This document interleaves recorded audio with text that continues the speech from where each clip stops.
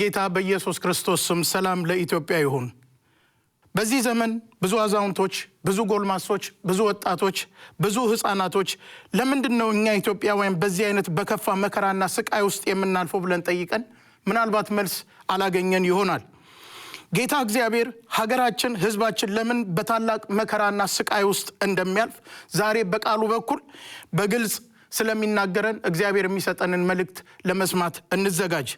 ምናልባት የተደበቀብን የተሰወረብን ሚስጥር እና እውነት ዛሬ በግልጽ እግዚአብሔር ስለሚናገረን እውነትን እንደ እግዚአብሔር ቃል እየመረመርን እንድንወስድ እንድንሰማ እኛ ሁላችንም ኢትዮጵያውያኖች ይህንን መልእክት እንድንሰማና እንድንቀበል እግዚአብሔር ለሀገራችን የሚናገረው መልእክት እንድንሰማ በትህትና እጠይቃለሁ። ንጉሠ አልባ ልጆችሽን የምትውጪ ዘመነ መሳፍንቷ ኢትዮጵያ። የሀገራችንን የኢትዮጵያን ያሁኑ ሁኔታ ስንመለከት ከመጽሐፍ ቅዱስ ውስጥ ይህንን ቃል እናገኛለን። ኢትዮጵያ አሁን እያለፈችበት ያለውን ጊዜ ስንመለከት የመጽሐፈ መሳፍንትን ጊዜ ያስታውሰናል።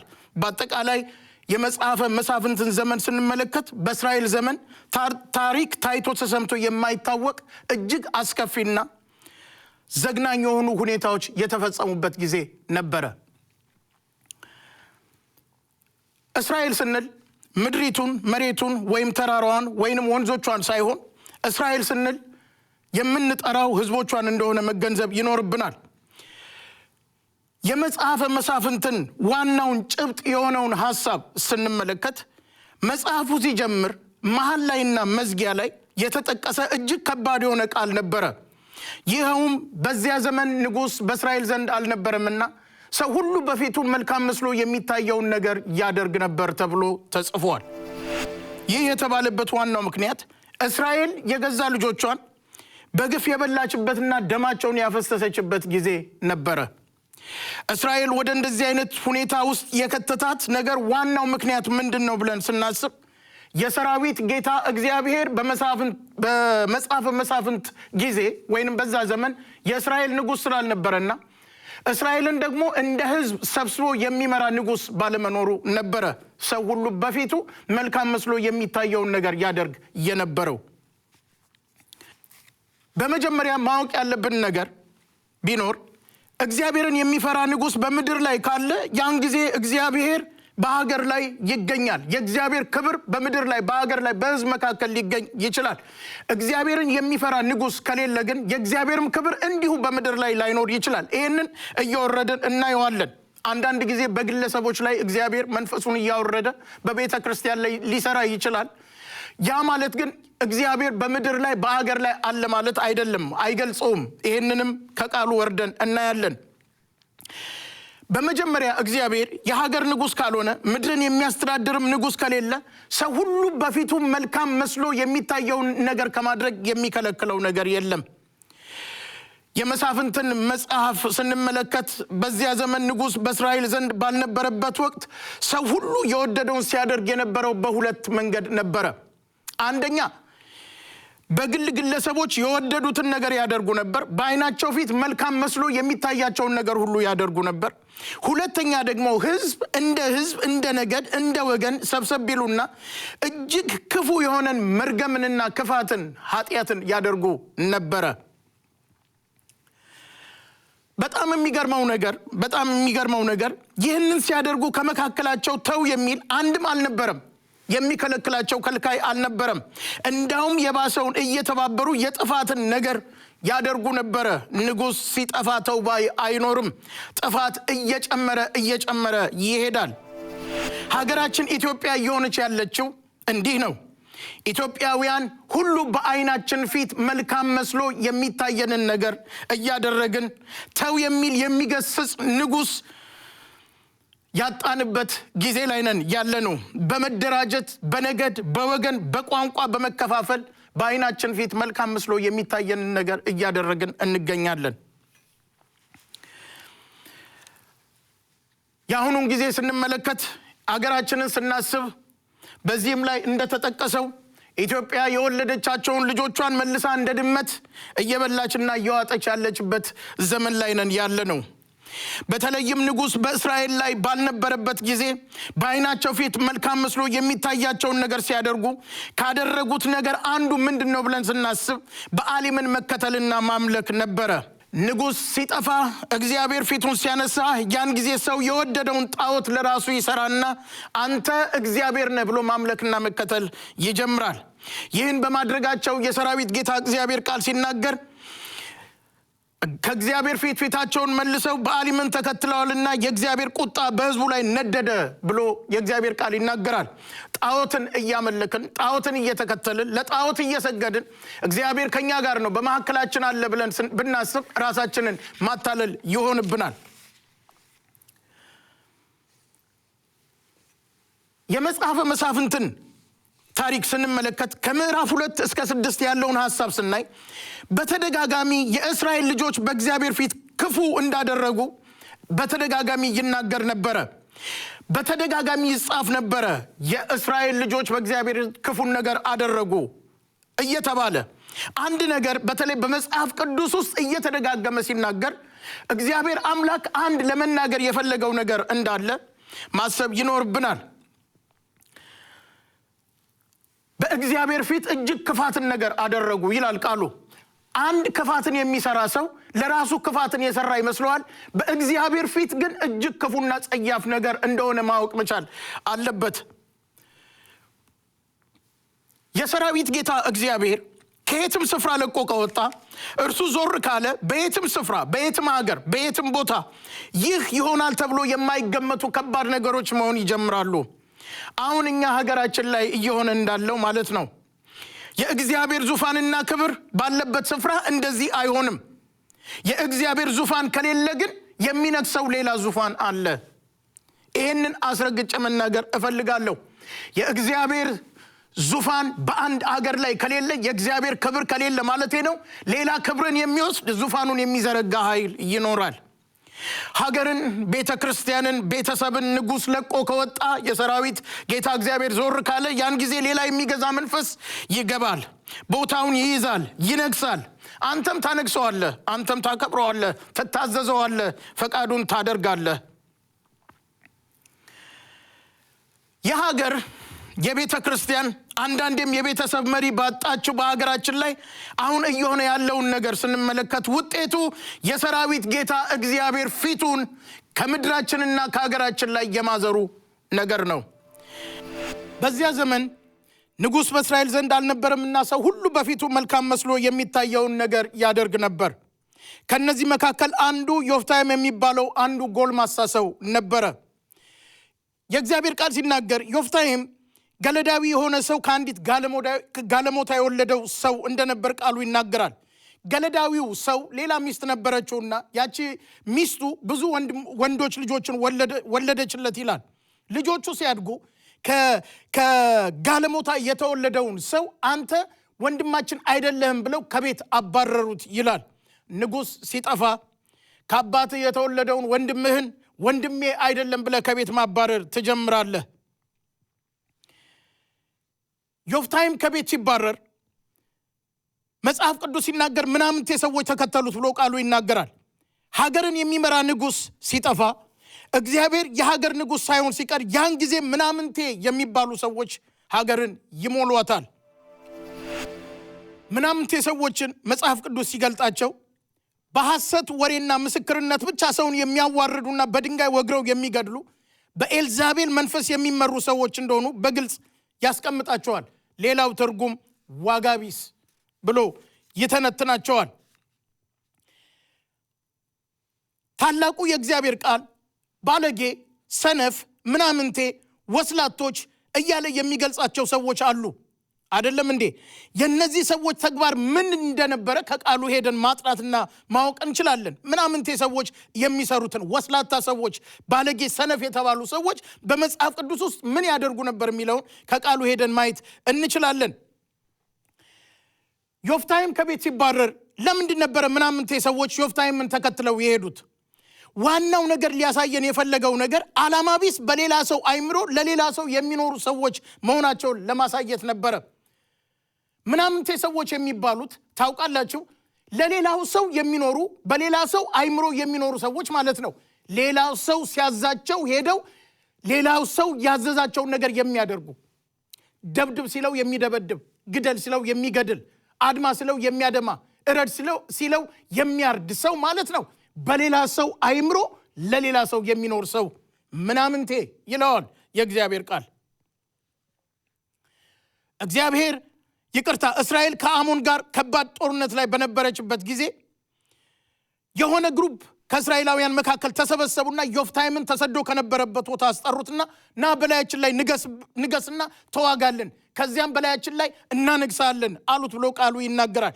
በመጀመሪያ ደረጃ ስናስብ ሰው ጠፍቶ ነው ወይ ዮፍታሔምን ከዛ ድረስ ማስመጣት ያስፈልጋቸው?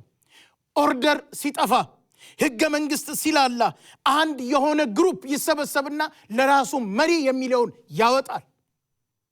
ታውቃላችሁ፣ ንጉሥ ሲጠፋ፣ መሪ ሲጠፋ እንደዚህ ይሆናል። ሐሳቡን አሳጥሬ ስናገር ይህ ጥያቄ ለዮፍታሔም ሲመጣለት በመጀመሪያ ወደ ህሊና የመጣው ነገር ክብርና ዝና፣ አለቅነት፣ መግዛት እንጂ ህዝብና ሀገሬ የሚል ሐሳብ ወደ ህሊናው አልመጣም ነበረ። አይደለም እንዴ? ምክንያቱም እግዚአብሔር የእስራኤል ንጉሥ አልነበረምና የእግዚአብሔር ፍርሃት አልነበረውም። እግዚአብሔር ምን ይላል ብሎ አልጠየቀም፣ አላሰበም ነበረ። ወደ ስልጣን ስትመጣ ከፍታውን ለመያዝ ስትነግስ በልብህ ያለው ሐሳብ ምንድን ነበረ? ህዝብህን፣ አገርህን፣ ወገንህን ነበር በልብህ ይዘህ የመጣኸው ወይስ የግል አጀንዳህን? እግዚአብሔርን አስበውሃል? ህዝብ የእግዚአብሔር እንደሆነ አስበውሃል? ጠይቀሃል? የሰጠኝ ህዝብ የእግዚአብሔር ህዝብ ነው፣ አንድ ቀን ባደራ የተቀበልኩትን ባደራ መልሳለሁ ለእግዚአብሔር ብለህ አስበህ ነበር ወይስ የራስህ የውስጥ የልብ አጀንዳ ነበረ? እግዚአብሔር መቼም አንዳንድ ጊዜ በአህያም ይናገራል፣ በአህያም ይሰራልና እስራኤልን ለመታደግ ሲል የእስራኤል አምላክ የሰራዊት ጌታ እግዚአብሔር መንፈሱን በዮፍታሔም ላይ በአንድ ጊዜ በኃይል አወረደበት ብሎ ቃሉ ይናገራል። እስራኤልን ከጠላቶቿ ለመታደግ አንድ ጊዜ አንድን ነገር ለማድረግ ሲል ብቻ ጌታ መንፈሱን በሰው ላይ ሊያፈርስ ይችላል። እንዴት ትጠቀምበታለህ ሌላ ነገር ነው። ጥያቄው ግን ያ መንፈስ በዮፍታሔም ላይ ስለወረደ እግዚአብሔር በእስራኤል ላይ ንጉሥ ነበር ማለት አልነበረም። እግዚአብሔር መንፈሱን በዮፍታሔም ላይ ያወረደበት ምክንያት ጦርነቱን እንዲያሸንፍ ብቻ ነበረ፣ ከባድ ስለነበረ። ነገር ግን ዮፍታሔም ብዙም አልገባውም። ዮፍታሔም በፊቱ ደስ ያለውን ነገር ማድረግ ጀመረ። መልካም መስሎ የሚታየውን ነገር ማድረግ ጀመረ። መለፍለፍ ጀመረ። በዚያ ዘመን የሚፈራው ንጉሥ አልነበረም።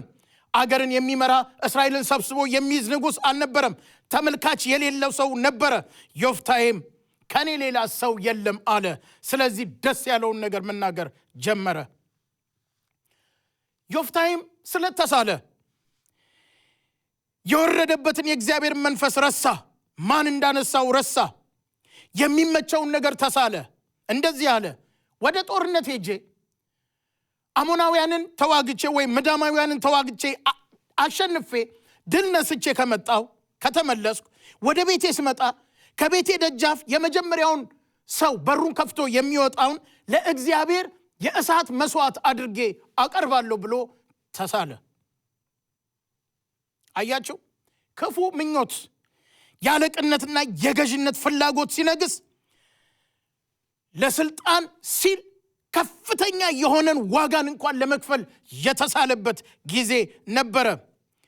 ስልጣን ባገኝ ምን አደርጋለሁ ብለህ ተስለህ ነበረ አይደለም እንዴ? ከልጅነትህ የሚናገርህ በወጣትነትህ አገር ትመራለህ፣ ህዝብ ትመራለህ፣ ቤተክርስቲያን ትመራለህ ብሎ እግዚአብሔር ሲናገር ስልጣን ቢዝ ምን አደርጋለሁ ብለህ በልብህ ተስለ ነበረ። ስለትህን እየከፈልክ ነው ያለኸው? አሁን ስለትህን እየከፈልክ ነው ወይ ያለኸው? መልሱን ላንተ ትቼዋለሁ። እግዚአብሔር ጠርቶ ከሆነ ኃይል ከወረደብህ እንደዚህ አይነት መዘባረቅ ውስጥ ለምን ትገባለህ? የማታደርገውን ነገር ለምን? አለመሳት ይሻላል። አንድ ጊዜ አስቀድሜ እንዳልኩት ሰው ከሳተ፣ በተለይ በእግዚአብሔር የተጠራ እግዚአብሔር መንፈስ የወረደበት ሰው ከሳተ የሚመልሰው ነገር የለውም። እየጨመረ ነው የሚሄደው። ዮፍታሔም ወደ ቤቱ ጦርነቱን ዳርጎ ሲመለስ ተዋግቶ አሸንፎ ሲመጣ ወደ ደጁ ሲመጣ የተሳለውን ስለት አላሰበም ነበር።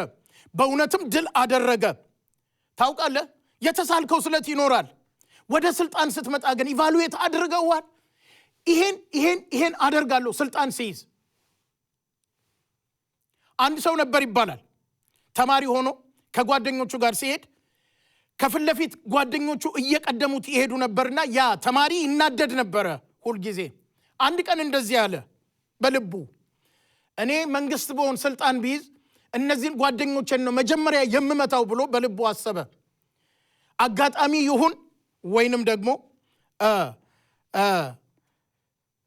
እድል አላቅም፣ ይህ ሰው መሪ ሆነ፣ የሀገር መሪ ሆነ። የሀገር መሪ ሲሆን መጀመሪያ በትምህርት ቤት ወደ ትምህርት ቤት ሲሄድ ከፊት ለፊት እየቀደሙ የሄዱትን ጓደኞቹን ነበር መመንጠርና ማጥፋት የጀመረው። ይሄ ታሪክ አይደለም የምነግራቸው፣ እውነተኛ ነገር ነው። ስለዚህ ወደ ስልጣን ስትመጣ በልብህ አስበህ የነበረው ነገር ይሄንና ያን አደርጋለሁ ብለህ ያሰብከውን ኢቫሉዌት አድርገዋል ወይ? ዮፍታሔም አላደረገም ነበረ። ማን ሊሆን ይችላል ከቤቴ መጀመሪያ በር ከፍቶ የሚወጣው ብሎ አላሰበም ነበረ። ታውቃላችሁ፣ ወደ ግቢው በር ሲደርስ መጀመሪያ የቤቱን በር ከፍታ የወጣችው አንድ ሴት ልጁ ነበረች። ቃሉ ሲናገር ልቡ ደነገጠ፣ ልብሱን ቀደደ። አወይ ልጄ ሆይ ወደ እግዚአብሔር አፌን ከፍቻለሁ፣ እመልሰው ዘንድ አልችልም፣ አዋረድሽኝ አለ። ማን ነው ማንን ያዋረደው? እሱ ነው ልጁን ያዋረደው ወይስ እሷ ናት እሱን ያዋረደችው? አንተ ነህ ሀገርና ህዝብን ያዋረድከው ወይስ ሀገርና ህዝብ ነው አንተን እያዋረደ ያለው? ለምን የራስህን ጥፋት የራስህን በደል የህዝብ የሀገር የቤተ ክርስቲያን መሪ የምንባል ሰዎች የራሳችንን በደል የራሳችንን ጥፋት የራሳችንን መዋረድ ለምን በህዝብ ላይ እንጭናለን? ማን ነው ማንን እያዋረደ ያለው? መሪ የሚባል ሰው አገር ህዝቡን እያዋረደ እየናቀው ያለበት ዘመን ላይ እያለን ለምንድን ነው ህዝቡን ምንም ያላጠፋውን ህዝብ የምንኮንነው? ህዝቡ ላይ ለምን እንፈርድበታለን? በዚያ ዘመን ንጉሥ በእስራኤል ዘንድ አልነበረምና ሰው ሁሉ በፊቱ መልካም መስሎ የሚታየውን ነገር ያደርግ ስለነበረ ዮፍታሔም የራሱን ሴት ልጅ የሚቃጠል መስዋዕት አድርጎ በእግዚአብሔር ስም ለእግዚአብሔር ሰዋት። ታውቃላችሁ፣ በሄኖክ ሸለቆ አካዝ የራሱን ልጆች ሳይቀር ለጣዖት ለሞሎክ ይሰዋ ነበረ። ይሄ ደግሞ ለእግዚአብሔር በሚል ስም የራሱን ልጅ የሰዋበት ጊዜ ነበረ። ንጉሥ ሲጠፋ ከሀገር ላይ የሰራዊት እግዚአብሔር ፊቱን ሲመልስ ያን ጊዜ የገዛ ቤተሰብ ላይ ትጨክናለህ፣ የገዛ ወገንን ታርደዋለህ፣ አትራራም፣ ትሰዋዋለህ። ለምን ዮፍታሔም ልጁን ሰዋ? ለምን አረደ? ስለቱን ለመፈጸም አልነበረም። ታውቃላችሁ፣ ንጉሥ በእስራኤል ዘንድ ስላልነበረ እግዚአብሔር አምላክ በምድር ላይ ስላልነበረ አይምሮን ኮንትሮል የሚያደርግ መንፈስ የእግዚአብሔር መንፈስ አልነበረም። ከዛ የተነሳ ደስ የሚለውን ነገር አደረገ። የሀገር መሪ ንጉሥ ሲጠፋ ሕግ ሲላላ እግዚአብሔር ፊቱን ከሀገር ላይ ሲመልስ ያን ጊዜ ካራ አንስተህ የአሮጊት አንገት ትቆርጣለህ፣ ሕፃንን ታርዳለህ፣ ሽማግሌውን ትቀጠቅጣለህ፣ እርጉዟን ሆዷን ትሰነጥቃለህ፣ ቤተሰብህን በሳት ታቃጥላለህ፣ ባልቴትን ትደፍራለህ፣ መነኩሴ ታስነውራለህ። የምታደርገውን አታውቅም። ሰይፍህ ይጨክናል፣ ኩርፈቱ ያጓራል። ተጨክናለህ። የአንድን ከተማ ህዝብ ነድተህ ጫካ ትሰደዋለህ። በአንድ ከተማ የሚኖረውን ህዝብ አባረህ መንገድ ላይ ትዘረገዋለህ። መቼ? ንጉሥ ሲጠፋ። የእስራኤል አምላክ የሰራዊት ጌታ እግዚአብሔር የሀገራችን መሪ ሳይሆን ሲቀር፣ ንጉሥ ሳይሆን ሲቀር፣ አገሪቷን እንደ ህዝብ የሚመራ ንጉሥ ሳይኖር ሲቀር ያን ጊዜ ህዝብ ይበተናል፣ ህዝብ ያልቃል፣ ይታረዳል፣ ደሙ ይፈሳል።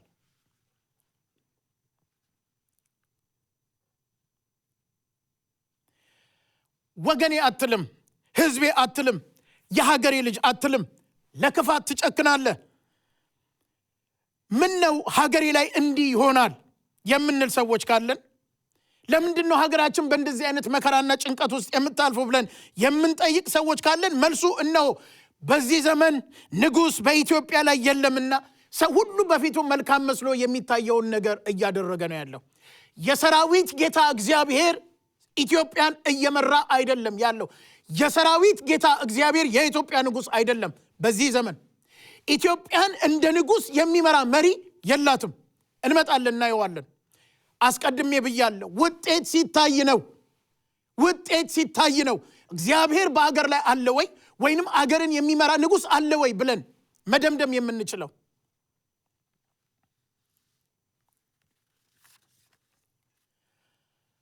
በዚያ ዘመን በእስራኤል ዘንድ ንጉሥ አልነበረምና ከእግዚአብሔር ሐሳብ ውጪ የእግዚአብሔርን ፈቃድ ተላልፎ ይሄድ የነበረው ከዳን ወገን የሆነው ለማኑሄ የተወለደው ሳምሶን የሚባል ጎበዝ አርበኛ ሰው ነበረ። መቼም እግዚአብሔር የትንቢት መፈጸሚያ አያድርገን። ሁልጊዜ የሚያስፈራኝ ነገር ሳስብ መጽሐፍ ቅዱስን ይሄንን ነው። የትንቢት መፈጸሚያ አያድርግህ፣ የትንቢት መፈጸሚያ አያድርገን እግዚአብሔር አምላክ።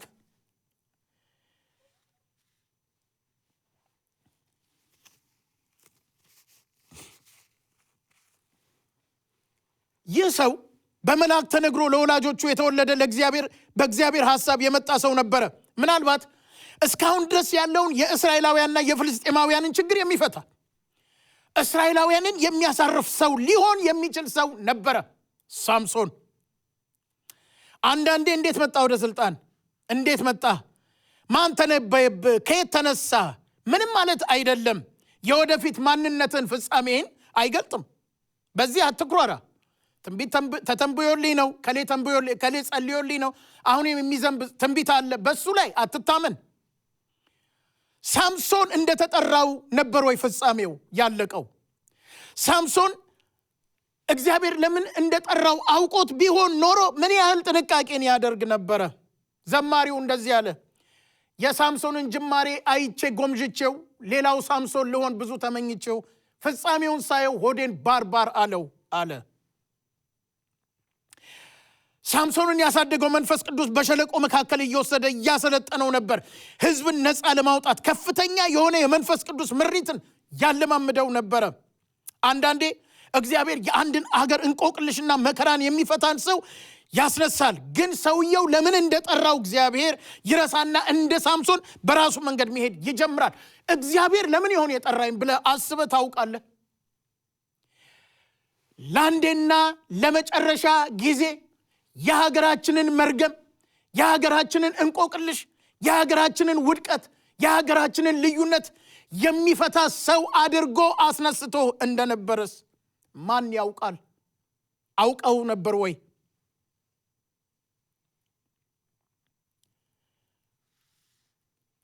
በዚያ ዘመን ንጉሥ በእስራኤል ዘንድ አልነበረምና ሳምሶን የራሱን ፈቃድ ማድረግ ሲጀምር ከራሱ ወገኖችና ሕዝቦች መካከል እየተለየ ወደ ፍልስጤማውያን ሰፈርና መንደር መውረድ ጀመረ። መልካም መስሎ የሚታየውን ነገር ማድረግ ጀመረ። ጸጋና ቅባትን ይዞ ወደ ጠላቶቹ ፍልስጤም ሰፈር መሄድና በዛ ከጋለሞታ ሴቶች ጋር መዋልና ማደር ጀመረ። በስልጣን መገልሞት ጀመረ። ስልጣን አንዳንድ ጊዜ እግዚአብሔር እንደሰጠን ማንቀበልና ማንሰራበት ከሆነ እንድንገለሙትበት ያደርጋል። ምንም አይነት ስልጣን ይሁን። በሳምሶን ፊት እግዚአብሔር መንገዱን በአንበሳ ቢዘጋበት አንበሳውን ገነጣጥሎ ይሄዳል። ወላጆቹ ተው ሲሉት የወላጆቹን ምክር አይሰማም፣ ምክራቸውን ይንቃል። ኃይል በእጁ ስላለ ብቻ የወደደውን ያደርግ ነበረ። ንጉሥ ሲጠፋ ሰው ሁሉ በፊቱ መልካም መስሎ የሚታየውን ነገር ያደርጋል። የሕዝብ መሪ የሰውን ምክር አይሰማም፣ ይንቃል። የአባቶችና የእናቶችን ጸሎትና ምልጃ ንቆ በመሳሪያ ኃይል የፈለኩትን አደርጋለሁ ብሎ በመሳሪያው ላይ መመካት ይጀምራል። ሕዝቡን በመሳሪያ ያስፈራራል። ንጉሥ ሲጠፋ ታውቃላችሁ፣ ጡንቻው መሳሪያው ይሆናል፣ ፍቅር አይደለም። እናየዋለን ወደፊት። ሕዝቡን ወደ ግራ ይተወዋል። የእግዚአብሔር መንፈስ ከሰው ሲርቅ ያን ጊዜ ሌላ መንፈስ ይገዛል፣ ሰውን መሪን ይገዛል። ያኔ መሪ መገልሞት ይጀምራል። ስትገለሙት የምታደርገውን አታቅም። ሞገስን ታስላጫለህ፣ ክብርን ታስላጫለህ፣ ከዚያም አይኖችን ታስወጣና ወፍጮ ፈጭ ትሆናለህ። ወፍጮ ፈጭ ትሆናለህ። የሚሆን አይመስለንም አይደለም? የሚሆን አይመስለንም አይደለም? ለምን በሳምሶን ላይ ሆነ? ለምን ሳምሶን እንዲህ ሆነ? አይኖቹ ለምን ወጡ? ለምን ወፍጮ ፈጭ ሆነ? የተሸከመው አደራ የህዝብ አደራ ነበረ።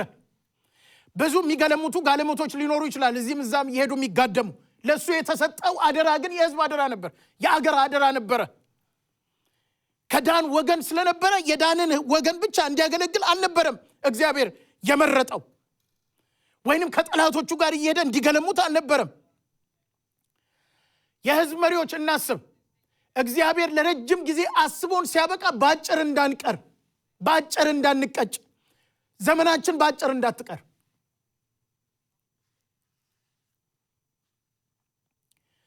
የሳምሶን ፍጻሜ ምን ሆነ? እንዴት አለቀ? ሀገርን ነፃ ለማውጣት የተጠራው ሰው ድንጋይ ተደርምሶበት ከጠላቶቹ ጋር አብሮ ፈራርሶ ቀረ። ከፍልስጤማውያን ጋር አብሬ ልሙት አለ። ይገርማል። ንጉሥ ሲጠፋ እንዲሆናል። ከጠላቶች ጋር አብረት ሞት አለ። በወዳጆች ፊት እንደ ዳዊት በቤትህ አርፈህ አትሞትም። በራስ መንገድና ጎዳና የምትሄድ ከሆነ 5,000 ህዝብ፣ 10,000 ህዝብ፣ 100,000 ህዝብ፣ 1 ሚሊዮን ህዝብ ሞቶ ወይንም ገለ አብረ ከነሱ ጋር መጥፋትን ነው የምትፈልገው? ወይስ 100 ሚሊዮን 120 130 150 ሚሊዮንን ህዝብ አድነህ አብረ ከነሱ ጋር እንድትኖር ነው እግዚአብሔር የሚፈልገው? የትኛውን ነው እግዚአብሔር የሚፈልገው? አጥፍተህ መጥፋትን ወይስ ህዝብን አድነህ አብረ መኖር? ሀገርን ህዝብን እግዚአብሔር አደራ ብሎ ሲሰጥ ከህዝብ ጋር ህዝቡን አኑረ ከህዝብ ጋር አብረ እንድትኖር ነው፣ ለሌላ አይደለም። የእግዚአብሔር ዓላማ ይሄ ነው። እውነቱን ለምን አንነጋገረው?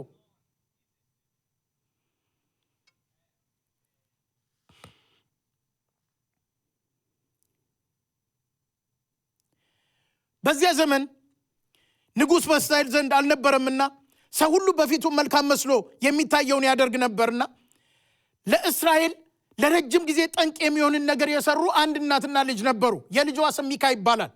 አጠር አድርጌ ነው የምናገረው። የምናየው መጽሐፈ መሳፍንትን ነው። እናት ለልጇ ብር ወርቅ ምናምን ሰብስባ ሰጥታ ስታበቃ በዚያ ሚካ የሚባለው ልጇ ጣዖት ሰራና በዚያ በተቀበለው ወርቅና ብር የጣዖት ቤት በዚያ አቆመና በእግዚአብሔር ፊት ሊቀድስ ከተጠራው ከሌዊ ወገን አንድን ሰው ወሰደና በጣዖት ቤት አቁሞ ማስቀደስ ጀመረ ይላል ጣዖቱን። ንጉሥ ሲጠፋ የሰራዊት ጌታ እግዚአብሔር በሀገር ላይ ንጉሥ ካልሆነ ሰው ለራሱ እግዚአብሔር ብሎ የሚያመልከውን ጣዖት ማቆም ይጀምራል። አንድ ነገር ልንገርህ፣ እግዚአብሔር አንድ ነው፣ አምላክ አንድ ነው። ሁለት አምላክ የለም። እግዚአብሔር አንድ ነው። እሱም የአብርሃም የይስሐቅ የያዕቆብ አምላክ፣ የነገስታት ንጉሥ፣ የጌቶች ጌታ፣ የኃያላን ኃያል የሆነው የክርስቶስ ኢየሱስ አምላክና አባት የሆነው አንድ እግዚአብሔር ብቻ ነው አምላክ። ሁለት አምላክ የለም። ራስን አታታል። አንድ እግዚአብሔር፣ አንድ አምላክ፣ እሱም የክርስቶስ ኢየሱስ አምላክና አባት ከድንግል ማርያም የተወለደው የናዝሬቱ ኢየሱስ ክርስቶስ አባትና አምላክ የሆነው እግዚአብሔር ብቻ ነው አምላክ። ሌላ አምላክ የለም። የለም የለም የለም። ንጉሥ ከምድር ላይ ሲጠፋ የሰራዊት ጌታ እግዚአብሔር የሀገር መሪ ወይንም የሀገር ንጉሥ ሳይሆን ሲቀር እግዚአብሔርን የሚፈራ ንጉሥ ከምድር ላይ ሲጠፋ ምናምን ትለቃቅም ታቆምና እግዚአብሔር ነው ብለህ ማምለክ ትጀምራለህ። ዛሬ በሀገር ደረጃ በቤተ ክርስቲያን ደረጃ የቆሙትን የጣዖትና የአማልክት አይነቶች ቆጥረን አንጨርሳቸው። ምክንያቱም አንድ ነው። ንጉሥ ሲጠፋ የሀገር መሪ እግዚአብሔርን የሚፈራ ሲጠፋ ያን ጊዜ ጣዖት ሊመለክ ይጀምራል። ታመልካለህ፣ ጣዖት መልሶ ያስተራርዳል፣ ያርዳል። ህይወት የለውም ጣዖት። አይገባንም። ምክንያቱም ምን እንደሆነ አገራችን እየሄደችበት ያለውን ሁኔታ ምን መንፈስ ነው አይምሮአችን ላይ የፈሰሰው እንዳናስተውል ያደረገን እንዳናስብ ያደረገን ምንድን ነው? በዚህ ዘመን ንጉሥ በእስራኤል ዘንድ አልነበረምና፣ ይቅርታ በዚያ ዘመን ንጉሥ በእስራኤል ዘንድ አልነበረምና ሚካ የጣዖት ቤት ጣዖት ሰርቶ አቁሞ በሌዊ ሰው እያስመለከ እያለ ድንገት የዳን ነገዶች ሲዞሩ ዋሉና ሲመሽባቸው ወደ ሚካ ቤት ገቡ ብሎ ቃሉ ይናገራል። ሰዎች አንዳንድ ጊዜ ወደ ቤተ ክርስቲያን የገቡ ይመስላቸዋል። ወደ ጣዖት ቤት ግን እየገቡ እንደሆነ አያውቁም። እዛ ደግሞ የተቀመጠ ጣዖት አለ። የሆነ የሚናገር ጣዖት ማለት ነው። ትንቢት የሚተነብይ መገለጥ አየው ምናምን እያለ የሚለፈልፍ ጣዖት ቁጭ ብሎ ይጠብቀዋል። መጽሐፍ ቅዱስን ስንመለከት ያዕቆብ ከወለዳቸው 12 ነገዶች አንዱ የዳን ነገድ ኢያሱ ርስት አድርጎ ያከፋፈላቸውን ቦታ ተዋግተው ማስለቀቅና መያዝ ትተው ሰነፎች ስለሆኑ ዝም ብለው ረጅም መንገድ እየተጓዙ ደካማ ሕዝብ ያለበትን ቦታ ሲፈልጉ ይውሉ ነበረ።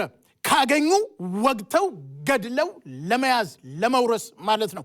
እንደዚህ አይነት ዘዋሪ የሆነ ነገድ ነበር የዳን ነገድ። ርስቱን ትቶ ከርስቱ ውጭ ወጥቶ የሌላው ርስት ላይ የሚዘል ገድሎ የሚወርስ ነበረ። የዳን ነገድ እንዳልኩት ዘዋሪ ተንከራታች ነገድ ነበረ።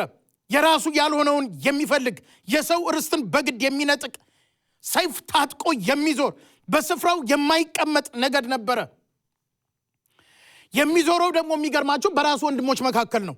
የራሱን ወንድሞች ነው እያረደ የሚያልፈው። የዳን ነገድ ዘዋሪ ገድሎ የሚነጥቅ ነገድ ነበረ። በጣም ያሳዝናል። ያዕቆብ በጣም የሚገርማችሁ ነገር ስለ ዳን ሲናገር ሲባርከው እንደዚህ አለ። ዳን በወገኑ ይፈርዳል። ዳን በጎዳና ላይ እንዳለ እባብ፣ በመንገድ ላይ እንደ ተቀመጠ ቀንዳም እባብ ነው። ፈረሱንና ፈረሰኛውን ይነክሳል፣ ፈረሱና ፈረሰኛውም ወደ ኋላው ይወድቃል አለ። አያችሁ፣ አባቱ አስቀድሞ ስለ ዳን የተናገረውን ነገር ገዳይ ነው አለ። ወደ ኋላ የሚገለብጥ ነው፣ እንደ እባብ ነው፣ እንደ ቀንዳም እባብ ነው አለ። ይነድፋል።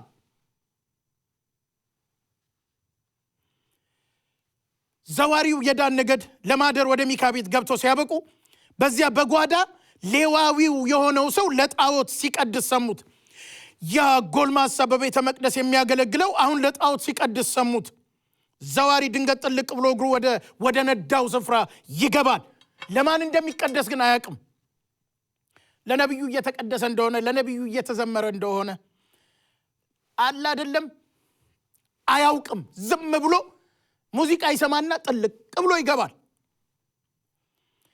የትናንቱ ሰባኪ የዛሬው ጣዖት አምላኪ፣ የትናንቱ የጌታ ኢየሱስ ክርስቶስ ተከታይ የዛሬው የክርስቶስ ተቃዋሚውን መንፈስ አምላኪ ነው ወይስ አይደለም? መልሱን ላንተ ትቼዋለሁ። የትናንቱ ሰባኪ የዛሬው ጣዖት አምላኪ ነው። የትናንቱ የጌታ ኢየሱስ ክርስቶስ ተከታይ ዛሬው የክርስቶስ ተቃዋሚውን መንፈስ አምላኪ ነህ ወይስ አይደለም?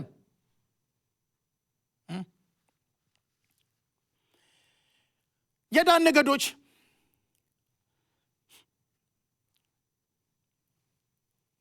በድምፅ ለዩት።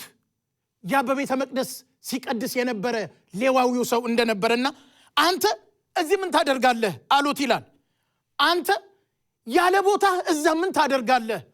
እግዚአብሔር ያላቆመህ ቦታ ላይ ቆመ ምን እየሰራህ ነህ ያለው? ጌታ ኢየሱስን ስሙን መጥራት ተጸይፈ አፍረህበት ፈጣሪ ያልክ የምትጠራ አንተ እዛ ስፍራ ያለ ቦታ ምን ታደርጋለህ? አንድ ጊዜ እግዚአብሔር ክብር ወርዶብህ የነበረ ጌታ ኢየሱስ ክርስቶስን ጠርተህ የነበረ ስሙን ጠርተህ የነበረ ኢየሱስ ብለው የነበረ ሰው ዛሬ አፍረህበት ፈጣሪ አንተ እዛ ያለ ቦታ ምን ታደርጋለህ? ምን እየሰራህ ነህ ያለው? በጅምላ አትጥራው። ኢየሱስን ስም አለው። ጌታ ኢየሱስ በለው። አትፈርበት። በንጉስህ አትፈርበት። በስሙ አትፈር። በሰው ፊት የሚመሰክርልኝ አለ። የሰው ልጅ ደግሞ በታላቅ ክብሩ በተመለሰ ጊዜ እሱ በሰማይ በቅዱሳን መላእክትና በአባቱ ፊት ይመሰክርለታል። ብትንቀው ይንቀሃል፣ ብታፍርበት ያፍርብሃል። ፈጣሪ አትበለው። ፈጣሪ ነው ግን ስም አለው። ጌታ ኢየሱስ በለው።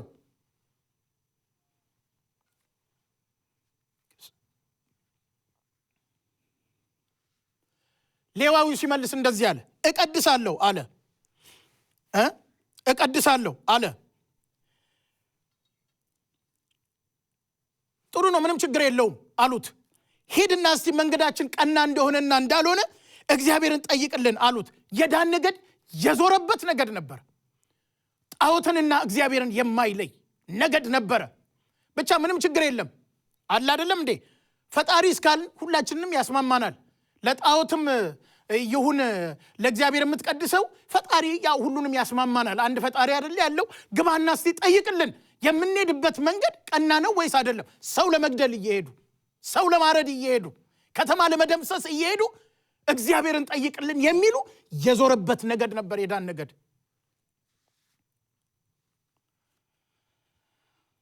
አንድ ነገር ልንገርህ፣ ስማኝ ወገኔ። ጣዖት የማይመልስ እንዳይመስል ይመልስልሃል። ወደ ሐሰተኛ ነቢይ ጋር ስትጓዝ ይጠነቁልልሃል በደንብ አድርጎ። ሟርትህን ተሸክመ ትወጣለህ፣ ለዘላለም ካንተ የማይላቀቅ ሟርት። ምድራችን ንጉሥ የላትምና በእንደዚህ አይነት መርገም ተሞልታለች። ከላይ እስከታች የጥንቆላና የመተት ምድር ሆናለች። በገንዘብ ትጸልያለህ፣ መንፈስ ቅዱስን ለመቸርቸር ትሞክራለህ፣ ሰውን ትረግጣለህ፣ ትሳደባለህ፣ ዝሙት ትሰራለህ፣ ሴቶችን ታረክሳለህ፣ ትሰርቃለህ፣ ትገድላለህ፣ በውሸት ትተነበያለህ። መንፈስ ቅዱስ ወደ መቸርቸር ደረጃ እየደረሰ ያለንበት ሁኔታ ላይ ነን ያለኑ። አይገባንም። አሁንም እግዚአብሔር ታዲያ የኢትዮጵያ ንጉሥ ነው ብላችሁ ትላላችሁ እንዴ? እንደ ከፈልከው ገንዘብ መጠን ነው ዛሬ የሚጸለይልህ።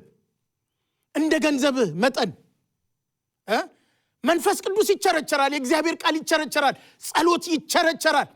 አንድ ቀን የሰራዊት ጌታ እግዚአብሔር እንደዚህ ይላል፣ ጸሎት ገዢዎችንም ሻጮችንም ከገንዘባችሁ ጋር አብራችሁ ጥፉ ሲል ትጠፋለህ። መንፈስ ቅዱስን እየሸጥክ አትኖርም። የእግዚአብሔርን ቃል እየቸረቸርክ አትኖርም። ይሄንን በእውነት እነግርሃለሁ። ገዝተህ የምታጸልይም ሰው ሟርትን በላይ ላይ ትጠራለህ እንጂ አንዳች ከእግዚአብሔር የምትቀበለው ነገር ያለ እንዳይመስል።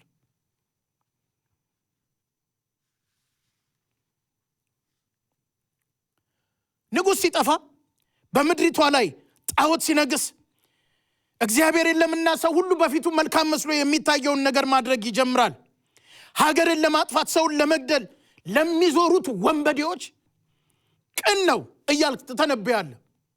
ዘራፊውን ቅን ነው ትለዋለህ። ምድራችን የበሰበሰ ማጥ ውስጥ እግሮቿ እየሰጠመ ነው ያለችው። አገራችን በሞራል እየወደቀች ማጥ ውስጥ፣ ለዛውም የበሰበሰ ማጥ ጭቃ ውስጥ እየገባች ነው ያለ። የሚቆመውን ፎቅ አትይ፣ እግሯ ግን ወደ ጥልቅ ማጥ ውስጥ እየገባ ነው ያለው። ኢትዮጵያ ሆይ ንጉሥሽ ወዴት አለ?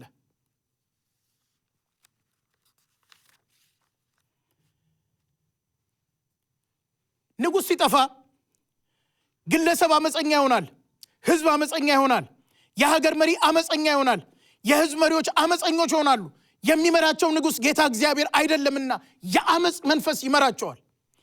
የአመፅ መንፈስ የህይወትና የቅድስና ህግ የለው። አታስብም፣ ልብ ይደነድናል፣ አይምሮ ይዘጋል። እፍን ለፊት እየሆነ ያለውን ነገር ትክደዋለህ። አይሆንም ትላለህ፣ አልሆነም ትላለህ፣ ትዋሻለህ። የዳን ነገድ የጥንቆላ መንፈስ አንድ ያግኝቶታልና በመሳፍንት መጽሐፍ ውስጥ ተፈጸሙ ከተባሉት ከባድና አደገኛ ነገሮች ውስጥ አንዱን ማድረግ ጀመረ። የዳን ነገድ 600 የሚያክሉ ወታደሮች ይዘው ወደ ሚካ ቤት ተመልሰው መጡና ዘዋሪ ነገድ ነውና በአንድ ስፍራ ረግቶ መቀመጥ አይችልምና የዳን ነገድ ወደ ሚካ ቤት ሰተት ብለው ገቡና ሚካ ቤት ያለውን ጣዖትና ለጣዖት የሚቀድሰውን ሌዋዊውን ሰው ይዘው ወጡ ይላል ቃሉ ሲናገር።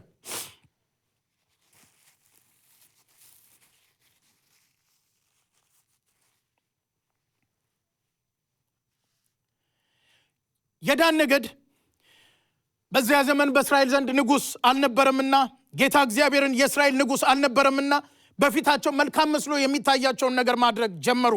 እጅግ የከፋን ጥፋት ማድረግ ጀመሩ። ታውቃላችሁ፣ እነሱ ያንን ጣዖት ሰርቀው ሲወጡ ሚካ ጣዖቴ እያለ ተከትሏቸው ሲወጣ ዝም በል አሉት። ትናንት የተነበየልህ ጣዖት ነገ ዝም በል ይልሃል።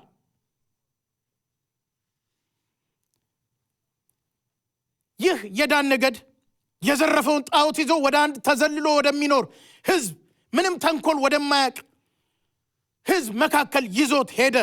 በደንብ አድርጋችሁ አስተውላችሁ ስሙኝ። ምንድነው ይዘህ ወደ ህዝብ መካከል የምትሄደው? ምንድነው በከተሞች መካከል ይዘህ የምትሄደው? ምንድነው በውስጥህ ያለው ነገር? የህይወት ወይስ የሞት መልእክት? በኤፍሬም ግዛት ውስጥ የኤፍሬም ነገድ በሰላም እንዲኖሩ የተዋቸው ህዝቦች ነበሩ ይላል ቃሉ። የዳን ነገድ ከእርሱ ከተወሰነለት ስፍራ ለቆ ሄዶ እሱም ሳያንሰው ወደ ኤፍሬም ግዛት ገብቶ ሲያበቃ እዚያ ያሉትን ተዘልሎ በሰላም የሚኖረውን ህዝብ በሰይፍ ስለት መጨፍጨፍ ጀመረ። ህዝቡን በሰይፍ ስለት መቱ፣ ከተማዋን በእሳት አቃጠሉ። ያም ሳያንሳቸው የከተማዋን ስም በራሳቸው ስም ዳን ብለው ጠሩት ብሎ የእግዚአብሔር ቃል ይናገራል። ሀገርን የሚጠብቅ የሰው ንጉሥ ሲጠፋ ያን ጊዜ ሌባው ሊያርድ ሊያጠፋና ሊሰርቅ ይመጣል። ልንገርህ ሰው ሆይ ስማኝ። የምትቀጠቅጥ፣ የምትገድል፣ የምታርድ፣ የምትዘርፍ፣ የምታቃጥል በታላቅ ጭካኔና አመጽ ውስጥ ያለ ህዝብ፣ ወገን፣ ግለሰብ ስማኝ። ሌባው ከጀርባው እንዳለህ እወቅ። ካንተ ጀርባይ የሚገድል የሚሰርቅና የሚያጠፋ ኢየሱስ ክርስቶስ ሌባው ያለው መንፈስ ከጀርባ እንዳለህ እወቅ። ወዳህ አይደለም እንዲህ የምታደርገው። ሌባው ኮንትሮል አድርጎሃል። ራስን ልትቆጣጠር አትችልም። የሌባው መንፈስ ገዝቶሃል። የሌባው መንፈስ የገዛውም ሰው ደግሞ ዝም ይላል። አልተገደለም፣ ሰው አልሞተም፣ አልታረደም፣ ደም አልፈሰሰም ይላል። በልቡ ይዞ ዝም ይላል የሌባው መንፈስ።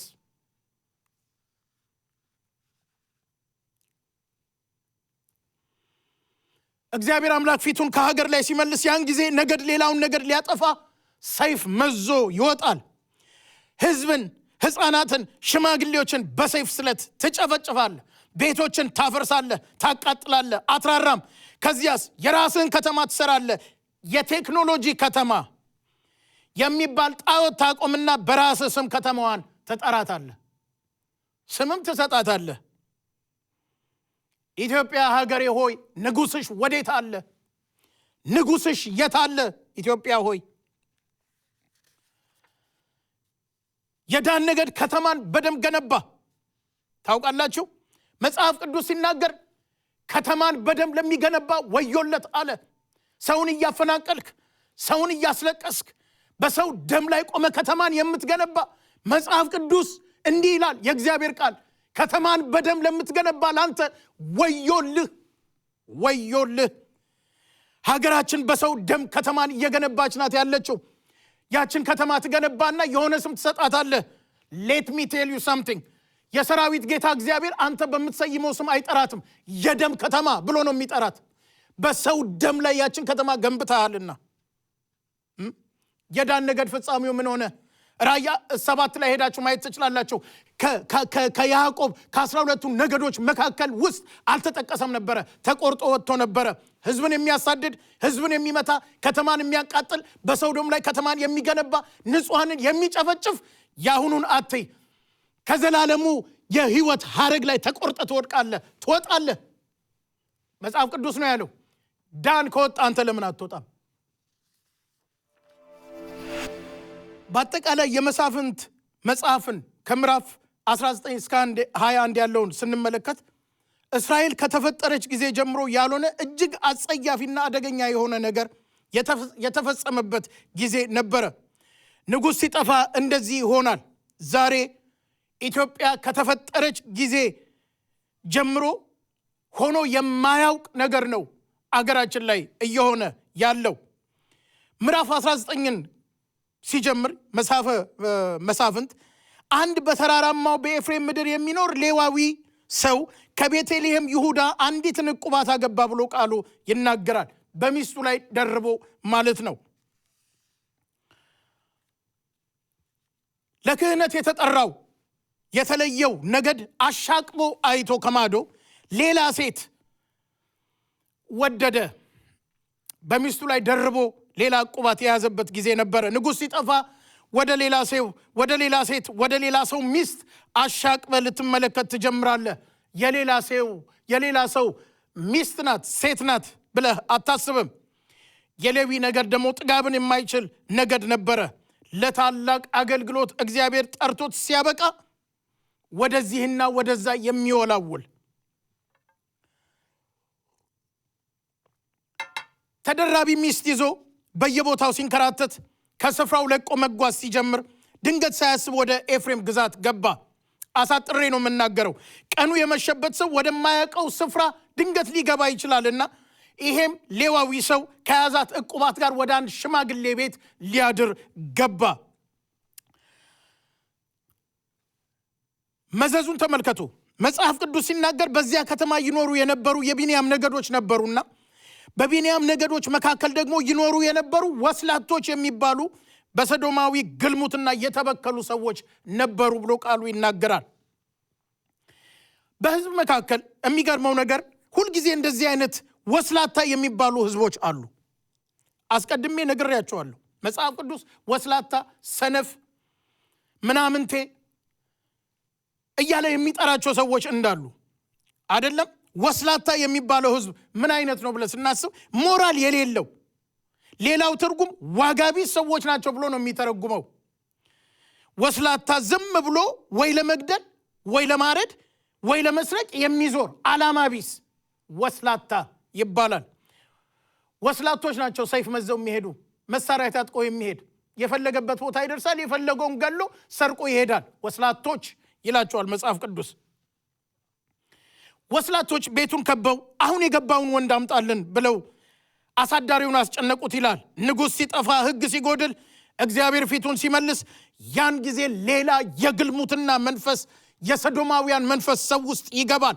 ሰውን ኮንትሮል ማድረግ ይጀምራል። ሴት ማየቱን ይተውና ወንድ ማየት ይጀምራል።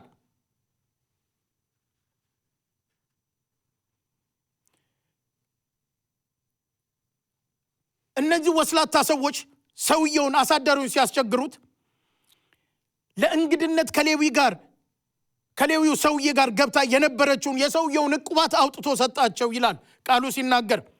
እነዚያ የከተማ ነዋሪዎች ወስላቶች የተባሉት ሰዎች ሌሊቱን ሙሉ እዚች አንድ ሴት ላይ ሲያመነዝሩባት አደሩ ብሎ ቃሉ ይናገራል። ንጉሥ ሲጠፋ፣ ሕግ ሲላላ፣ የሀገር መሪ ሳይኖር ሲቀር፣ እግዚአብሔር ፊቱን ከሀገር ላይ ሲመልስ በሀገር በከተማ ላይ እንደዚህ አይነት ግፍ ይፈጸማል። እርኩሰት ይገኛል፣ እርኩሰት ይገናል፣ እርኩሰት ይነግሳል። አንዲት ሴት በብዙ ወንዶች ትደፍራለች በአደባባይ። ኢትዮጵያ ሆይ ንጉሥሽ ወዴት ነው ያለው? ንጉሥሽ ወዴት አለ?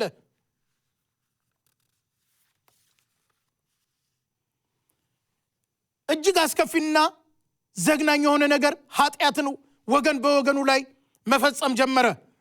እስራኤላውያንን እጅግ የሚያዋርድ ኃጢአት ነበር። በእስራኤል ታሪክ ታይቶ ተሰምቶ የማይታወቅ ኃጢአት ነበረ። ታውቃላችሁ፣ የሰራዊት ጌታ እግዚአብሔር ፊቱን ከሀገር ላይ ሲመልስ፣ አገርን የሚመራ ንጉሥ ሲጠፋ፣ አገርንና ሕዝብን የሚያዋርድና የሚያስነውር ነገር በሀገር ላይ መሆንና መፈጸም ይጀምራል። ንጉሥ የለምና እግዚአብሔር ፊቱን አዙሯልና ሀገራችን አስቀድሜ እንዳልኩት ከተፈጠረችበት ጊዜ ጀምሮ ሆኖ የማያውቅ ነገር በሀገራችን ላይ መሆን ጀመረ። አሮጊቶች ተደፈሩ፣ ሕፃናት ተደፈሩ፣ ያዛውንቶች ራስ ተቀጠቀጠ፣ ደም እንደ ውሃ ፈሰሰ፣ የሰዎች አስከሬን በአውሬ ተበላ፣ የሰዎች አስከሬን በግሪደር እየተገፋ ጉድጓድ ውስጥ ገባ። ወገን በወገኑ ላይ ግፍ አደረገ። የሰዎች እንባ በታሪክ ፈሶ እንደማያውቀው ያህል ፈሰሰ።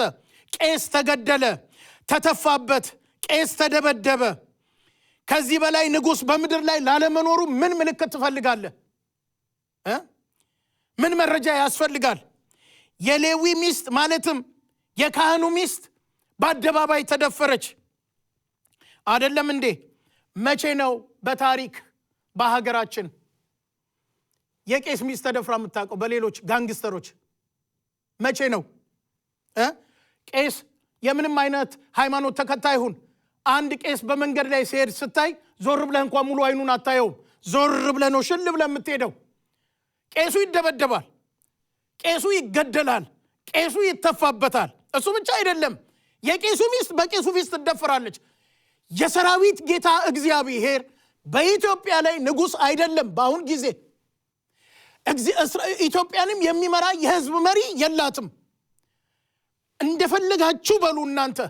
እኔ ደግሞ እግዚአብሔር መንፈስ ተናገር እንዳለኝ እናገራለሁ። ራሳችንን አናታል። የእስራኤል አምላክ የዛሬው የኢትዮጵያ አምላክ የሰራዊት ጌታ እግዚአብሔር ፊቱን ከሀገራችን ላይ መልሷል። ንጉሥ ሲጠፋ ሰው ሁሉ በፊቱ መልካም መስሎ የሚታየውን ነገር ሊያደርግ ይጀምራል። ልንገራችሁ ደግሜ ልበል፣ ኢትዮጵያ ንጉሥ የላትም፣ መሪ የላትም። መሳፍንቶች ናቸው ኢትዮጵያን እየገዟት ያሉት። የህዝብ መሪ ህዝቡን አንድ አድርጎ እንዳንድ የሚገዛ መሪ የላትም። ክልል በለው ስቴት በለው ፌዴሬሽን በለው ምናምን አይደለም እንዴ የሚገዙ መሳፍንቶች ናቸው ኢትዮጵያን ከፋፍለው እየገዙ ያሏት እንጂ ሴንትራል የሆነ መሪ ንጉሥ የላትም። that's why ሰው ሁሉ በፊቱ መልካም መስሎ የሚታየውን እያደረገ ያለው።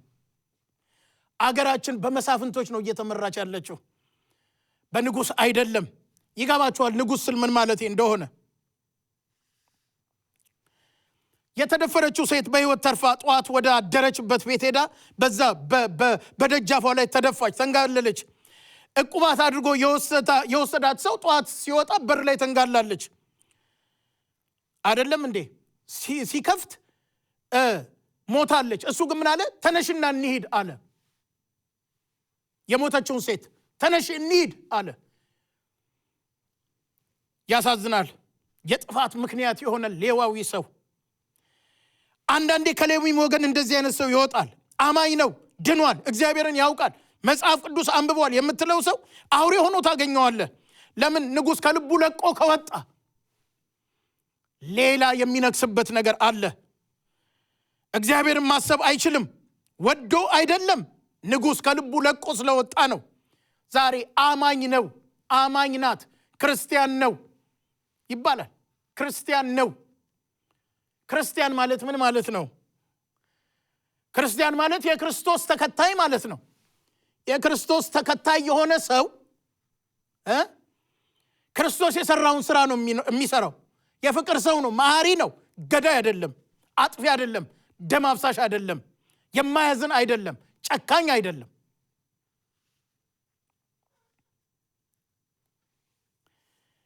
ይህ ሌዊ ሰው የሰራው ሁሉ ሳያንሰው በደንብ አድርጋችሁ ስሙኝ። ወገንን ከወገኑ ለማባላትና ለመከፋፈል የዕቁባቱን አስከሬን 12 ቦታ ቆራርጦ ወደ እስራኤል ወደ 12ቱ የእስራኤል ነገዶች ላኩ ብሎ የእግዚአብሔር ቃል ይናገራል። የሰራው ስራ ሁሉ ሳያንሰው። ስማኝ አንድ ነገር፣ የሰራዊት ጌታ እግዚአብሔር የሀገር ንጉሥ ካልሆነ፣ ህዝብን የሚመራ እግዚአብሔርን የሚፈራ ንጉሥ ከሌለ ሰው እንደ ከብት ቅርጫ ይቆራረጣል። ኢትዮጵያ ሆይ ንጉሥሽ ወዴት ነው ያለው? ምድራችን ከባህላችን ከወጋችን ውጭ ታይቶ ተሰምቶ የማይታወቅ ነገር እየሆነባት ነው ያለው። ከዚህ በፊት አንድ ሰው እንደዚህ ያለ፣ እንዴት ነው ሀገራችን ውስጥ የአህያ ሉካንዳ ምንድነው ቅርጫ ምንድነው ይሄ ቄራ የሚኖረው አለ። ምን ያስገርማል? ሀገራችን በሰው ቄራ ተሞልታለች። ኢትዮጵያ ሀገራችን ያለችበት ደረጃ እዚህ ላይ ናት። የሰዎች ቄራ በየከተማው ላይ።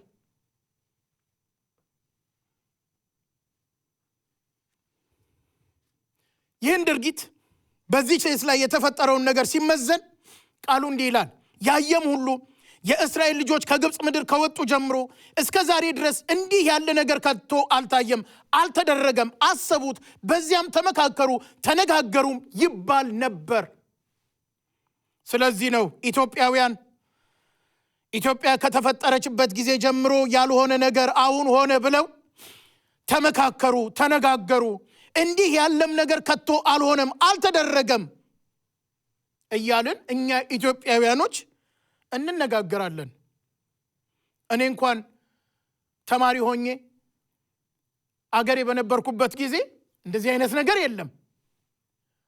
ደም አፍሳሽ ገዳይ የሚባለው የኮሚኒዝም ስርዓት በምድራችን ላይ በነበረ ጊዜ እንኳን ብዙ ወጣቶች በመንገድ ላይ ሬሳቸው በሚጋደምበት ጊዜ እኔ እንኳን ባላውቅም ሲባል የሰማሁትን በዛን ጊዜ የሰራዊት ጌታ እግዚአብሔር የኢትዮጵያ ንጉሥ ነበረ። አይገርማችሁም ወይ? መሪው እንኳን እግዚአብሔርን የማያውቅ መሪ ቢሆን ግን የሰራዊት ጌታ እግዚአብሔር የኢትዮጵያ ንጉሥ ነበረ። ለምን በሉ? አሁን የሚሆነው ነገር በኢትዮጵያ ምድር ላይ አይሆንም ነበር። ህዝብ በሰላም ነበር የሚኖረው። ጎረቤት በሰላም ነበር የሚኖረው። ወገን በሰላም ነበር የሚኖረው። ልዩ ልዩ ቋንቋ ተናጋሪ በሰላም ነበር የሚኖረው። ልዩ ልዩ ነገዶች በሰላም ነበር የሚኖሩት። ሰው ከስፍራ ስፍራው በሰላም ይንቀሳቀስ ነበረ። አይደለም እንዴ? 11 የያዕቆብ ነገዶች ወይንም ልጆች በአንድ ድምፅ ሆ ብለው ወደ ቢንያም ሰፈር ሄዱና በዚች ሴት ላይ ያመነዘሩትን እነዛን ምናምን ሰዎች አውጣልን አሉት። የቢንያም ነገድ እምቢ አለ። አያችሁ? የቢንያም ነገድ ከሽፍቶች ጋር ተደረበና እነዚህን ወስላቶች አውጥቼ አልሰጥም አለ። ወንጀለኞችን አፍኖ የሚቀመጥ ወገን ማን ነው? ወንጀለኞችን ለፍርድ የማያወጣ ወገን ማን ነው? ፍርድ ጎድሏል። የቢንያም ነገድ እንደዚህ አይነት ነገር ነበር። ወንጀለኞችን አፍኖ የሚቀመጥ። ምድራችን በብዙ ሺህ ወንጀለኞች ተሞልታለች።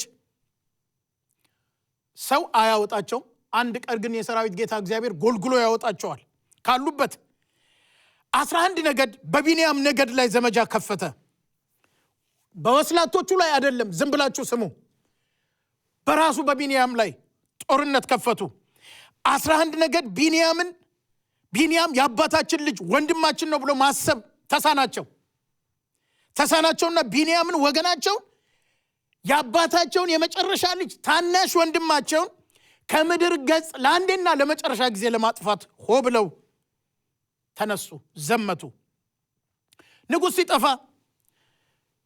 ታውቃላችሁ፣ መሪ ሲጠፋ ወንድምን ለማጥፋት ትጨክናለህ፣ አትራራም፣ ሰይፍን ትጨብጣለህ፣ አብረህ ያሳለፍካቸው ትዝታዎችን ትዘነጋለህ፣ ትረሳለህ።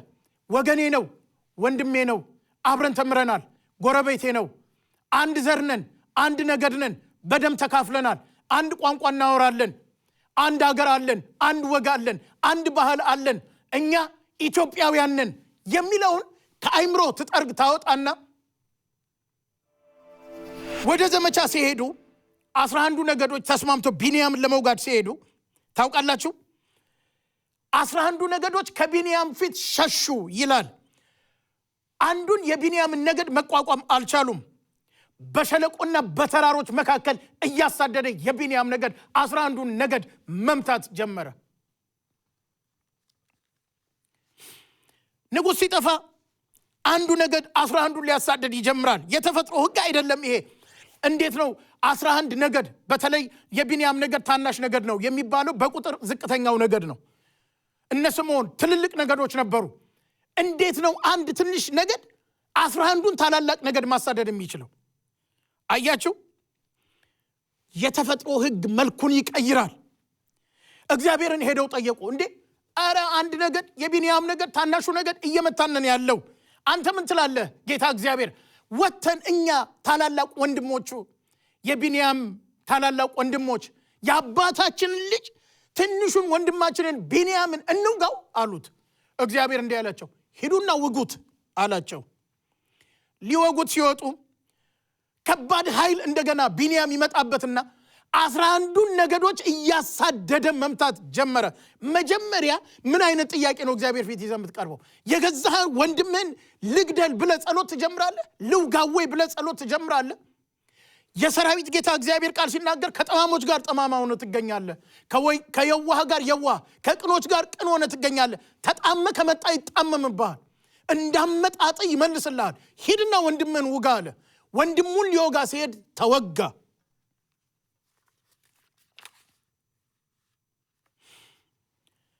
በመጨረሻ ምን ሆነ? እግዚአብሔር ደግሞ ፈቀደ። ትዕቢተኛው ጥጋበኛው ቢንያም እንዲመታ 11 ነገዶች ታናሽ ወንድማቸውን ቢንያምን ሳይራሩ ዘሩን ከምድር ገጽ ለማጥፋት ነገድ ከምድር ገጽ ለማጥፋት ሆ ብሎ በአንድነት ሄደው ቢንያምን መምታትና መጨፍጨፍ ጀመሩ። ቢንያም በኃይል ተመታ፣ ሊያልቅ ጥቂት እስኪቀረው። በጭካኔ ሲመቱት ከሕፃን እስከ አዛውንት እስከ ሽማግሌ እስከ አሮጊቶች አራሩለትም ነበረ። ንጉሥ ሲጠፋ እንዲሆነ በምድራችን በአገራችን ላይ ተመልከቱት። ይህንን ስዕል ተመልከቱት። ስዕል አይደለም ይሄ እውነተኛ ታሪክ ነው። ይህ በጦርነት በወንድማማቾች ጦርነት መካከል ከተፈጠረ በኋላ የተነሳ ስዕል ነው። ይሄ ፎቶ ነው። ሰዓሊ የሳለው ስዕል አይደለም። ተመልከቱ ሀገራችን ላይ የሆነው ነገር። አንድ ነገድ 11ዱን ነገዶች አላሳደደም፣ 11ዱን ነገዶች አልመታም፣ 11ዱን ነገዶች አላስነወረም ወይ? እንመልከት ደግሞ 11ዱ ነገዶች ተነስተው አንዱን ነገድ ከምድር ገጽ ሊጠፋ ትንሽ እስኪቀረው ድረስ አለበት ስፍራ ድረስ እየሄዱ አላሳደዱትም፣ አልወጉትም፣ አልመቱትም። የተዋጉት እነማን ናቸው? የአንድ አባት የያዕቆብ ልጆች። እየተዋጋን ያለነው እነማን ነን? የአንድ የኢትዮጵያ ልጆች፣ አንድ አፈር ያበቀለን የአንድ አገር ህዝብ ልጆች። ምን ደም ነው አይምሮአችን ላይ የፈሰሰው? ምን ደም ነው አይምሮው ላይ የፈሰሰው? አንድ ምድር፣ የአንድ አገር፣ አንድ አፈር ላይ የበቀለ እህል በልቶ ያደገ ህዝብ። ይህ በመሆኑ 1 ሚሊዮን ህዝብ በአንድ ዓመት ጀንበር ውስጥ አለቀ፣ ተሰዋ። የኢትዮጵያ ምድር አፏን እየከፈተች የራሷን ልጆች እንደ ድመት ዋጠች። ገና ትውጣለች። የቢንያም ነገድ ህዝብና ነገድ መሆን እስከማይችል ጊዜ ድረስ በራሱ ወገን ተመታ። ንጉሥ ሲጠፋ የአንድ አባት ልጆች፣ የአንድ አገር ልጆች የተባሉ የተዋለዱ፣ አብረው የበሉ የጠጡ የተዋለዱ ሊጠፋፉ እርስ በርስ ካራ ይዘው ይነሳሉ።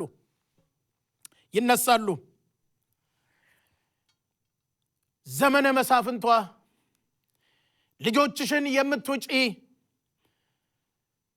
ኢትዮጵያ ንጉሥሽ ወዴት አለ? ዘመነ መሳፍንቷ የገዛ ልጆችሽን የምትውጪ ኢትዮጵያ ንጉሥሽ ወዴት አለ? ሐሳቡን ሰመራይዝ ላድርገው። ምንድን ነበር ምክንያቱ? እስራኤላውያን እንደዚህ ለመሆናቸው፣ እርስ በርስ ለመተላለቃቸውና ለማለቃቸው ምክንያቱ ምንድን ነበረ? እስራኤል ከግብፅ ምድር ሲወጣ በሙሴ መሪነት ማለት ነው። ሙሴ ህዝቡን ሲመራ አዘሴም ታይም ደግሞ አንድ የሚያደርገው ነገር ነበረ። አንድ ቀን እኔ አልፋለሁ፣ እኔ እያረጀው እየደከምኩ ነው ያለሁት፣ ይሄንን ህዝብ አንድ አድርጎ የሚመራ አንድ መሪ ያስፈልጋል ብሎ ከስር ሰዎችን ያሰለጥን ነበር። ከሚያሰለጥናቸው ሰዎች መካከል አንዱ ኢያሱ ነበረ። እግዚአብሔር ሙሴ ኢያሱን ሲያሰለጥነው እግዚአብሔርን በመፍራት ነበር ያሰለጠነው። ህዝብን እንዲወድ፣ ለራሱ ወገን ብቻ እንዳያደላ፣ በዘር እንዳይከፋፍል፣ ለአንድ ዘር ብቻ እንዳያደላ በጣም በጥንቃቄ ህዝብን እንዲመራ ያሰለጥነው ነበር። አንድ ቀን አንተ ታልፋለህ፣ አንድ ቀን አንተ ትሄዳለህ። ምን አይነት መሪ ነው እያዘጋጀ ያለው? እንደ ኢያሱ አይነት መሪ ነው የምታዘጋጀው ወይንስ ህዝብን እንደ ሸክላ ሰባብሮ አገርን የሚከፋፍል መሪ ነው እያዘጋጀ ያለው? አንተ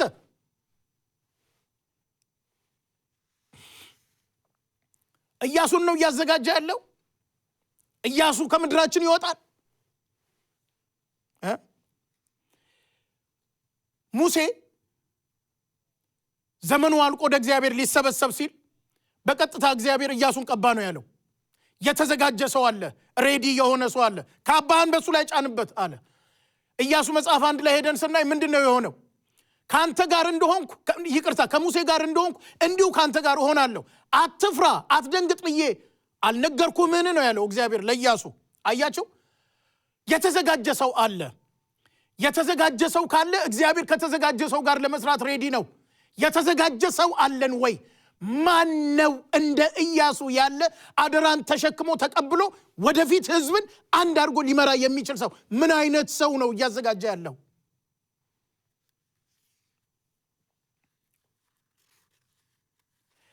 ኢያሱ ተዋጊ ነበረ፣ ኃይለኛ ዋሪየር ነበር። እየተዋጋ ለእስራኤላውያን እግዚአብሔር ያዘዘላቸውን ርስት አከፋፍሎ ሲያበቃ ከሰራው ትልቅ ሚስቴክ ኢያሱ ተተኪን አላበጀም ነበረ። እኔ አንድ ቀን አልፋለሁ ከአባቴ ከሙሴ እንደተማርኩት እስቲ እስራኤላውያንን አንድ አድርጎ የሚመራን ሰው ላዘጋጅ ብሎ አላሰበም ነበረ። ድንገት ሞተ። ከዛስ በኋላ መሪ የለውም እስራኤል። ከዛስ አስታሮትና ምናምንን ማምለክ ጀመረ። ስድ ሆነ። አያችሁ፣ ኢያሱ ትልቅ ሚስቴክ ሰርቶ ነበረ። ተከታይን አላፈራም ነበረ። መጽሐፍ ቅዱስን ስንመለከት ወደ መዝጊያ ሐሳብ ስንመጣ በመጽሐፍ ቅዱስ ውስጥ ሮባ የሚባል የሰለሞን ልጅ ነበረ። ሮባ የሚባል ሰለሞን ይሄንን ልጅ በስነ ስርዓት አላሳደገውም ነበር። እንዴት ሀገር እንደሚመራ፣ እንዴት ህዝብን እንደሚመራ፣ ለህዝቡ ምን አይነት ሰው መሆን እንዳለበት ሳያስተምረው ዝም ብሎ በቃ የራሱ ብዙ ተግባራት ስለነበሩት ሰለሞን ጊዜውን በዛ ነበረ የሚያጠፋው። ልጁን ግን በደንብ አልተከታተለውም ነበረ። ከማን ጋር እንደሚውል፣ ማን አማካሪዎቹ ሊሆኑ እንደሚችሉ፣ ህዝብና ሀገርን አመራር አላሰለጠነውም ነበረ ሰለሞን ልጁን ሮብዓን። ሮባ በሰለሞን እንዳልኳቸው በአባቱ ተገቢውን ስልጣና ሳይዝ ወደ ስልጣን የመጣ ሰው ስለነበረ ስልጣን ላይ ሲይዝ አገር እንዴት እንደሚመራ አላወቀም ነበረ። ከዛ ምን አደረገ? የአባቱን አማካሪዎች ሽማግሌዎች ጠራና እስቲ ምከሩኝ፣ እንዴት ይሄንን ህዝብ ልምራው ብሎ ጠየቃቸው። እንደዚህ አሉት፣ ለህዝብህ አሁን ባሪያ ብትሆን ብትገዛላቸውም መልሰህም በገርነት ብትናገራቸው ህዝቡ ተመልሶ ለአንተ ባሪያ ይሆንልሃል አሉት። አያችሁ፣ አንተ ለህዝቡ ምን ሁንለት? ባሪያ ሁንለት፣ ተገዛለት፣ የህዝብህ አገልጋይ ሁን፣ ዲክታተር አትሁን። በገርነት ተናገረው፣ አትዋሸው፣ አትፎግረው፣ አታታለው፣ አታጭበርብረው፣ ውሸት አትንገረው። ተግባርህ ሌላ፣ በልብህ ያለው ሐሳብ ሌላ አይሁን፣ ገርሁን ብለው ሲነግሩት ናቀ። ይሄ ሽማግሌዎች ምክር ነው። በዚህ ዘመን ገና እንደዚህ ይላሉ እንዴ አለና መጽሐፍ ቅዱስ ሲናገር የሱን ጓደኞች ከሱ ጋር አብረው የት የነበሩትን ማለት ነው፣ ከሱ ጋር አብረው የሆነ ቦታ የነበሩትን ሰዎች ጠራና እናንተ ምከሩኝ፣ ይሄንን ህዝብ እንዴት ልምራ አላቸው። ከሱ ጋር አብረው የነበሩ ሰዎች ማለት ነው፣ የትም ይሁን አብረው የነበሩት ሰዎች ሲመክሩት እንደዚህ ያሉ፣ ታናሺቱ ጣቴ ከአባቴ ወገብ ትወፍራለች። አባቴ ቀንበር ጭኖባችሁ ነበር፣ እኔ ደግሞ ገና ጭንባችኋለሁ። አባቴ ባለንጋ ገርፏችሁ ነበር፣ እኔ ደግሞ በጊንጥ እገርፋችኋለሁ በላቸው አሉት። አየህ ምን ማለት እንደሆነ? በቀንበር ላይ ቀንበር የምትጭን አይደል? በአመፅ ላይ አመፃን የምትናገር መሪ ከሆንክ የሰራዊት ጌታ እግዚአብሔር እንደዚህ አለ። 10 ነገድ አነሳናው ለኢዮርብዓም ሰጠ። 10 ነገዶች ተከፍለው ከእስራኤል ተገነጠሉ። በትዕቢት ስትናገር፣ በኩራት ስትናገር አይደለም ያንተ ቢጤ ሰዎችን ምክር ስትሰማ ያን ጊዜ አገርን ትከፍላለህ፣ ነገድን ትከፍላለህ፣ ህዝብን ትበትነዋለህ። የምናምንቴዎችን ምክር መስማት ስትጀምር፣ የቀደሙ አባቶችን ምንድነው ልምድ ያላቸውን የነገዶችን አባት ምክር መስማት ስታቆም፣ 10 ነገድ ዛሬ የደረሰበት ስፍራ አይታወቅም፣ በየሀገሩ ተበትኗል።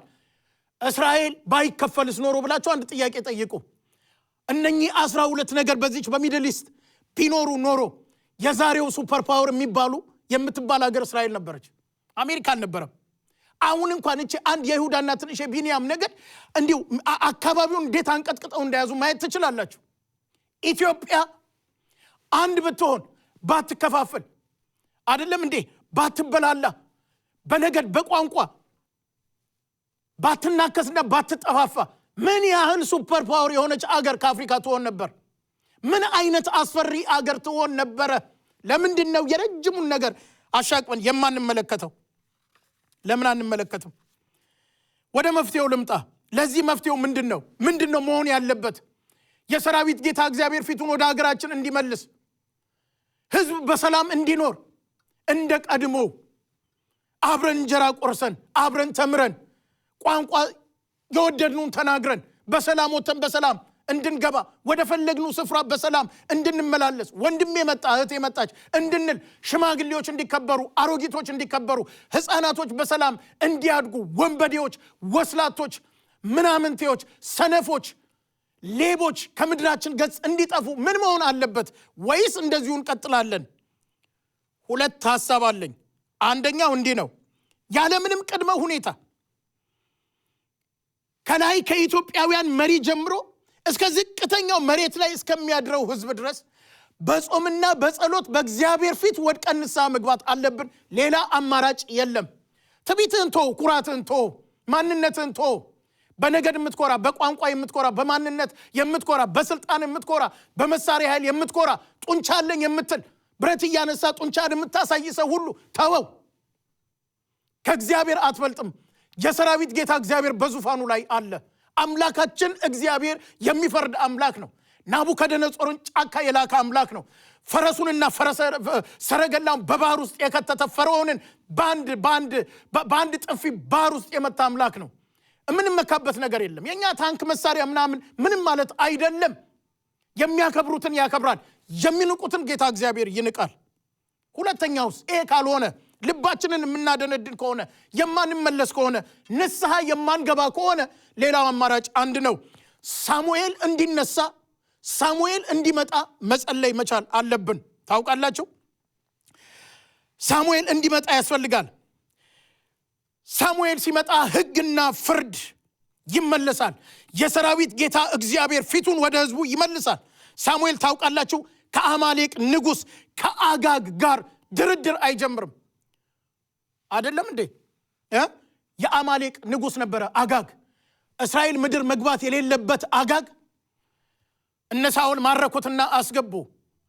እንደዚህ ያለ ሳሙኤል ሰይፍህ ብዙ እናቶችን ልጅ አልባ አድርጋለች፣ ዛሬ ደግሞ ያንተ እናት ልጅ አልባ ትሆናለች አለ። ሳሙኤል ሲመጣ ታውቃላችሁ ምን እንደሚል? ብዙ አጋጎች ስላሉ እንዲህ ይላቸዋል፣ ሰይፋችሁ ብዙ እናቶችን ልጅ አልባ አድርገዋል፣ ዛሬ ደግሞ እናታችሁ ልጅ አልባ ትሆናለች ይላቸዋል። ስለዚህ ንስሐ ማንገባ ከሆነ የማንመለስ ከሆነ ሰውነትህን ከረሳኸው ማንነትህን ከረሳኸው የደም ሰው ሀገርን ሊመራ አይችልም። የደም ሰው ቤተ ክርስቲያንን ሊመራ አይችልም። የደም ሰው የህዝብ መሪ መሆን አይችልም። ስለዚህ የግድ ሳሙኤል መምጣት አለበት። የማንጸልይ ከሆነ የማንማልድ ከሆነ ሳሙኤልን አምጣ የማንል ከሆነ ታውቃላችሁ ከዚህ በባሰ ሁኔታ ገና እየዘነበ ያለው ጥቁር ዝናብ ምድራችን ላይ መዝነብ ይጀምራል፣ አያቆምም። የማንጸልይ ከሆነ የማንለምን ከሆነ ሳሙኤልን ና የማንለው ከሆነ ሳሙኤል ሲመጣ የኢትዮጵያ ክብር ይመለሳል። ኢትዮጵያ ያን ጊዜ እጆቿን ወደ እግዚአብሔር ትዘረጋለች። አንድ ጊዜ ያየሁትን በአንድ ደቂቃ ልንገራችሁ። ጥቁር ዝናብ በሀገራችን ላይ ሲዘንብ አየሁ። የዛሬ 5-6 ዓመት አካባቢ ከባድ የሆነ ጥቁር ዝናብ በቀን ይዘንባል። ታውቃላችሁ አስቸጋሪ ነበረ፣ በጣም ከባድ ነበረ። ከ2-3 ዓመት በኋላ አንድ የተዘረጋ ጥላ አየሁ። ይሄ የተዘረጋ ጥላ በመንፈሴ ሳይ ኢትዮጵያ ነው። ጥላው ኢትዮጵያ ናት። አንድ እጅ ጥላውን የያዘ እጅ ያንን ጥላ ሸመቀቀውና ከላይ እስከታች እዛ ጥላ ላይ የዘነበውን ጥቁር ዝናብ ሙልጭ አድርጎ አጥቦ ሲያስወግደው አየው።